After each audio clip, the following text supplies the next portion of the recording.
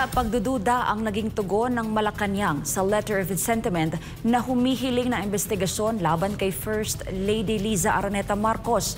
Ang naturang liham ay inihain ng isang pribadong mamamayan sa Independent Commission for Infrastructure o ICI. Inhalintulad pa ng palasyo sa isang nuisance candidate ang nagsumite ng liham at iginiit na ito ay pawang hearsay evidence lamang kaya hindi ito bibigyang pansin ng First Lady. Si Crezeline Catarong magbabalita. Minaliit ng Malacanang ang liham na inihain ng isang pribadong mamamayan sa Independent Commission for Infrastructure na humihiling na imbestigahan ang umano'y koneksyon ni First Lady Liza Araneta Marcos kay dating Special Envoy to China Maynard Ngu na una nang nasangkot sa issue ng flood control scam. Sa palace briefing, kinuwestiyon ni Presidential Communications Office Undersecretary Claire Castro ang kredibilidad at motibo ng liham na inihalintulad pa niya sa isang nuisance candidate.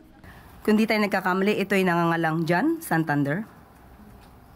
Para siyang isang nuisance candidate na parang binigyan ng pera para bumili ng suka at isinabay ang pagbibigay ng letter of sentiment para dalhin sa ICI. Tinawag ni Castro ang hakbang na ito bilang hindi naaayon sa mandato ng ICI na aniya ay nilikha upang mag-imbestiga lamang ng mga maanomalyang flood control at iba pang infrastructure-related issues.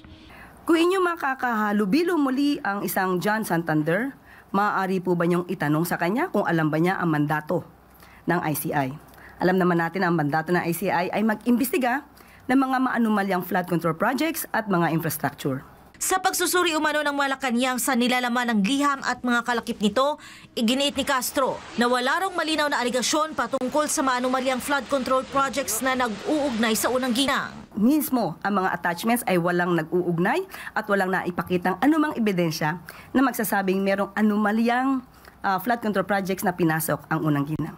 Bukod sa kawalan ng koneksyon sa mandato ng ICI, kinwestiyon din ni Castro ang kredibilidad ng liham na basean niya sa hearsay o sabi-sabi lamang.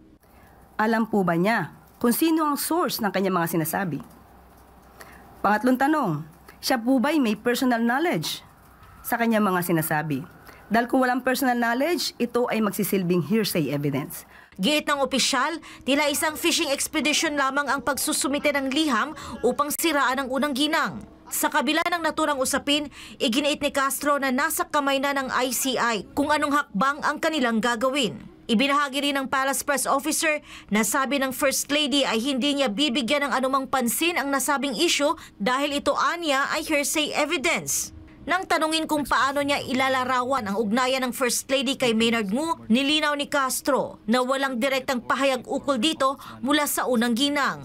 Samantala, kinumpirma ng Malacanang na hindi na nagsisilbi si Maynard Ngu bilang Special Envoy to China for Trade, Investments and Tourism. Simula Agosto 2025, ani Castro, hindi na hawak ni Ngu ang posisyon bilang Special Envoy dahil natapos na ang kanyang termino o na-expire na ang kanyang appointment.